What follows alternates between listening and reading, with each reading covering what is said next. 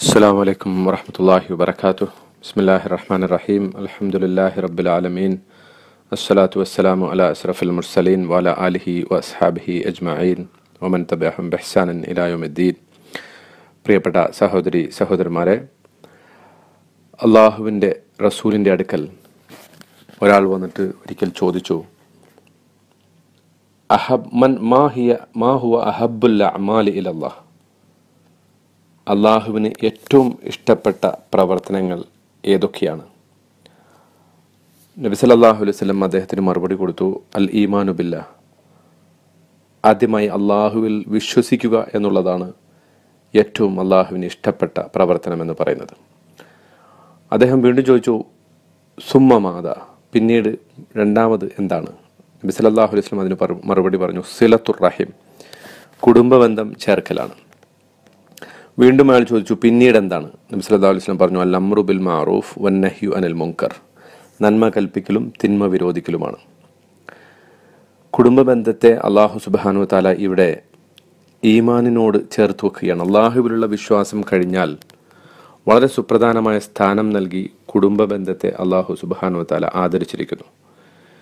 എന്ന് പറഞ്ഞാൽ ഇന്ന് മനുഷ്യ സമൂഹത്തിൽ ഇല്ലാതായിക്കൊണ്ടിരിക്കുന്ന ബന്ധങ്ങളുടെ പവിത്രത, അതിനെക്കുറിച്ച് ഓർമ്മപ്പെടുത്തുകയാണ് ഈ ഹദീസ് വാസ്തവത്തിൽ ചെയ്യുന്നത്.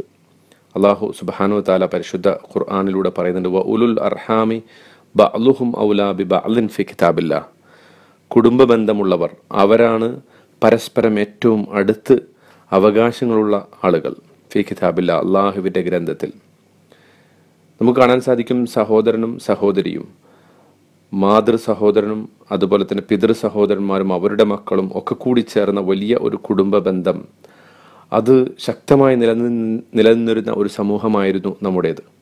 വളരെ ശക്തമായി ഇന്ന് പല കുടുംബങ്ങളിലും അത് ഉണ്ട്, പക്ഷേ അപൂർവമായിട്ടേ നമുക്ക് അത്തരം കുടുംബങ്ങളെ ഇന്ന് കാണാൻ സാധിക്കുന്നുള്ളൂ. പലയിടത്തും അണുകുടുംബങ്ങളും ആ അണുകുടുംബങ്ങളിൽ തന്നെ പരസ്പരം അകൽച്ചയും ഒക്കെ സർവ്വസാധാരണമായി കൊണ്ടിരിക്കുന്നു. മാതാപിതാക്കളും മക്കളും തന്നെ പോലും ഒരുപാട് പ്രശ്നങ്ങൾ നിലനിൽക്കുന്ന കാലഘട്ടത്തിൽ വാസ്തവത്തിൽ ഈ ഒരു കുടുംബബന്ധത്തിൻ്റെ പ്രാധാന്യവും അതിന് ഇസ്ലാം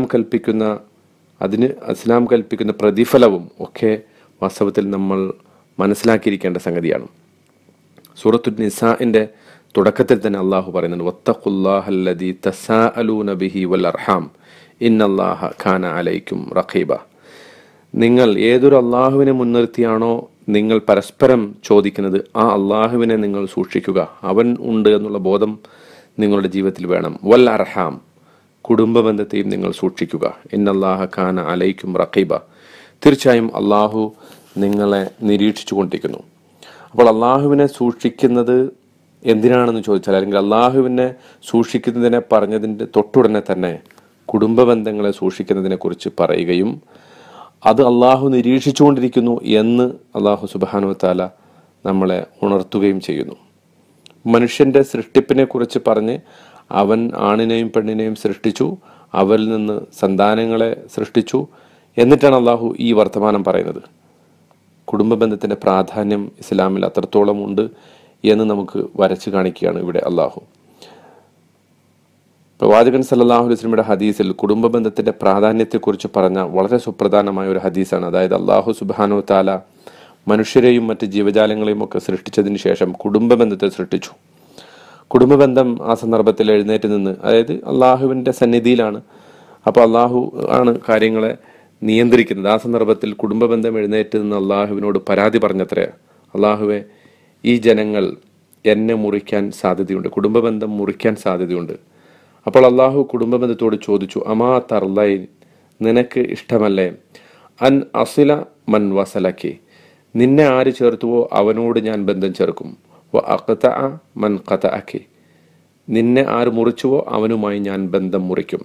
അപ്പോൾ കുടുംബബന്ധം പറഞ്ഞു, ബല, അതെ, അത് മതി, ഫദാലിക ലക്, അപ്പോൾ അള്ളാഹു പറഞ്ഞു, അത് നിനക്കുണ്ടാകും.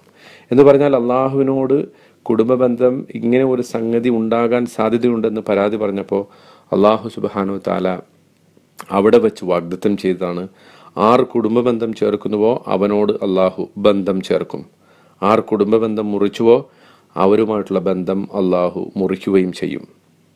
വളരെ ഗൗരവത്തോടു കൂടി നമ്മൾ ആലോചിക്കേണ്ട വിഷയമാണ്. നമ്മുടെ ആരാധനാകർമ്മങ്ങൾ, പ്രത്യേകിച്ച് ഈ റമദാനിൻ്റെയും ഇതിൻ്റെ വളരെ സവിശേഷമായ സന്ദർഭങ്ങളിൽ നമ്മൾ അള്ളാഹുവിനോട് ഒരുപാട് ഇബാദത്തുകൾ എടുക്കുകയും ഒരുപാട് നിന്ന് നമസ്കരിക്കുകയും പള്ളിയിലും മറ്റും എത്തിക്കാഫിരിക്കുകയും ദാനധർമ്മങ്ങൾ വർദ്ധിപ്പിക്കുകയും ഒക്കെ ചെയ്യുന്ന സന്ദർഭത്തിൽ അതൊന്നും സ്വീകരിക്കപ്പെടാതിരിക്കാൻ കാരണമായിക്കൊണ്ട് നമ്മളെ തടുക്കുന്ന ഒരു സംഗതിയാണ് കുടുംബങ്ങളിൽ ആരെയെങ്കിലും നമ്മൾ ബന്ധം മുറിച്ചിട്ടുണ്ടെങ്കിൽ നമ്മുടെ മാതൃ സഹോദരന്മാർ, പിതൃ സഹോദരന്മാർ എന്ന് പറയുന്നു. നേരത്തെ രക്തബന്ധമുള്ള ആളുകൾ തമ്മിൽ തന്നെ ഇത്തരം ബന്ധങ്ങളിലേക്കൊക്കെ നമ്മൾ നോക്കിക്കൊണ്ട് അവിടെയെങ്കിലും നാം ആരോടെങ്കിലും പിരിഞ്ഞു നിൽക്കുന്നുണ്ടോ, വെടിഞ്ഞു നിൽക്കുന്നുണ്ടോ, പിണക്കം നമുക്ക് ആ അർത്ഥത്തിൽ അനുഭവപ്പെടുന്നുണ്ടോ എങ്കിൽ തീർച്ചയായിട്ടും നാം അതിനെ ഈ സന്ദർഭത്തിൽ പരിഗണിക്കുകയും ആ ബന്ധങ്ങൾ വിളക്കി ചേർക്കുന്നതിന് വേണ്ടി കാര്യമായ ശ്രമങ്ങൾ നടത്തുകയും വേണം. വആതിദൽ ഖുർബ ഹഖഹു വൽ മിസ്കീന വബ്ന സബീൽ, നിങ്ങൾ അടുത്ത ബന്ധുക്കൾക്ക് അവരുടെ അവകാശം നൽകണം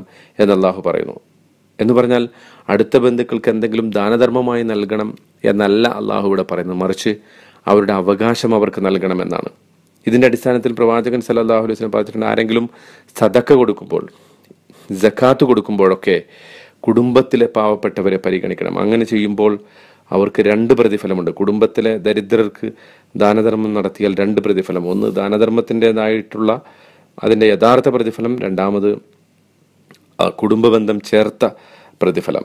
നമ്മൾ ആലോചിച്ച് നോക്കുക, അള്ളാഹുവിൻ്റെ റസൂൽ സല്ലല്ലാഹു അലൈഹി വസല്ലം ഈ ഒരു അർത്ഥത്തിൽ ദാനധർമ്മങ്ങളെ പ്രോത്സാഹിപ്പിക്കുകയും അതിന് 2 പ്രതിഫലമുണ്ടെന്ന് പ്രഖ്യാപിക്കുകയും ചെയ്യുമ്പോൾ അതിൻ്റെ ഒരു പ്രാധാന്യത്തെക്കുറിച്ച് നമ്മൾ മനസ്സിലാക്കുക.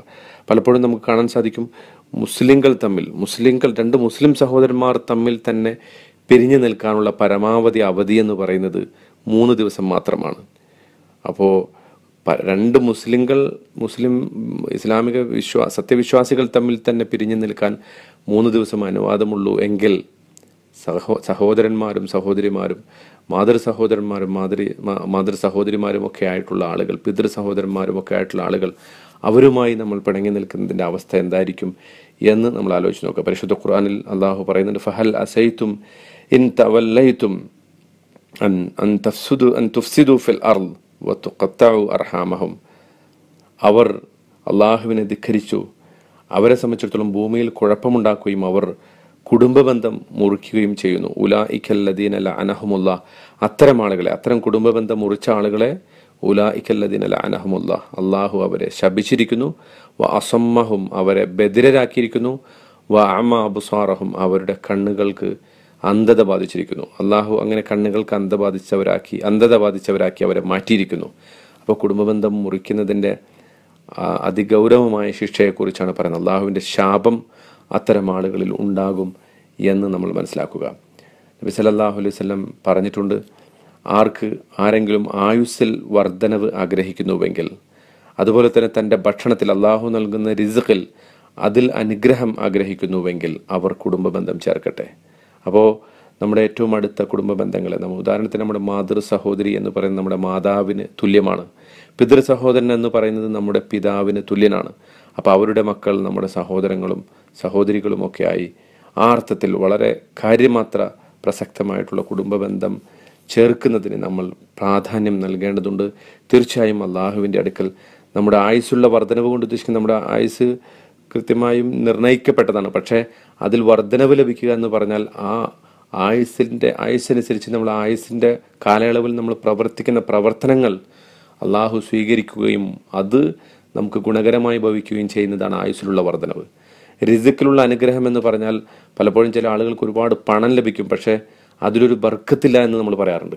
അപ്പോൾ ആ ബർക്കത്ത് വേണമെങ്കിൽ നമുക്ക് ലഭിക്കുന്ന പണം അത് ആവശ്യങ്ങൾക്ക് തികയുകയും നമുക്ക് സന്തോഷമുണ്ടാകുകയും ചെയ്യുന്നൊരവസ്ഥ വേണമെങ്കിൽ കുടുംബ ബന്ധങ്ങൾ ചേർക്കണം എന്നാണ് പ്രവാചകൻ സല്ലല്ലാഹു അലൈഹി വസല്ലം പറയുന്നത്. അപ്പോൾ അതല്ലാതെ നമുക്ക് ഒരുപാട് പണം ഉണ്ടാവുകയും ഒരുപാട് ആയുസ് ഉണ്ടാവുകയും ഒക്കെ ചെയ്തിട്ടും പക്ഷെ അതിലൊരു അനുഗ്രഹമില്ലാതിരിക്കുന്ന ഒരവസ്ഥ, അതൊക്കെ ഉണ്ടായിരിക്കെ തന്നെ ഒരു സന്തോഷമോ ഒരു ഐശ്വര്യത്തെക്കുറിച്ചുള്ള ബോധമോ ഒരു സമാധാനപൂർണമായ ജീവിതമോ ഇല്ലാതിരിക്കുന്ന അവസ്ഥ എന്ന് പറയുന്നത് വളരെ ഖേദകരമായ ഒരു അവസ്ഥയാണ്. അപ്പോൾ അതുകൊണ്ട് കുടുംബ ബന്ധം ചേർക്കുന്നതിന് പ്രത്യേകിച്ച് റമദാനിൻ്റെ അവസാനത്തെ ദിനരാത്രങ്ങളിലേക്ക് എത്തുമ്പോഴെങ്കിലും നാം അതിന് പ്രത്യേക പ്രാധാന്യം കൊടുക്കുക. ഏതെങ്കിലും അർത്ഥത്തിൽ ആരെങ്കിലുമൊക്കെ പിണങ്ങി നിൽക്കുന്നുണ്ട് എങ്കിൽ ആ പിണക്കമൊക്കെ മാറ്റി അള്ളാഹുവിനെ മുൻനിർത്തി പരസ്പരം ബന്ധങ്ങൾ നന്നാക്കുകയും അത് അള്ളാഹുവിൻ്റെ അടുക്കൽ സ്വീകാര്യമായ ബന്ധങ്ങളാകാൻ വേണ്ടി പ്രാർത്ഥിക്കുകയും ചെയ്യുക. അതിനെനിക്ക് നിങ്ങൾക്ക് അള്ളാഹു സുബ്ഹാനഹു വ തആല തൗഫീഖ് നൽകി അനുഗ്രഹിക്കുമാറാകട്ടെ. വആഖിറു ദഅവാന അനിൽ ഹംദുലില്ലാഹി റബ്ബിൽ ആലമീൻ.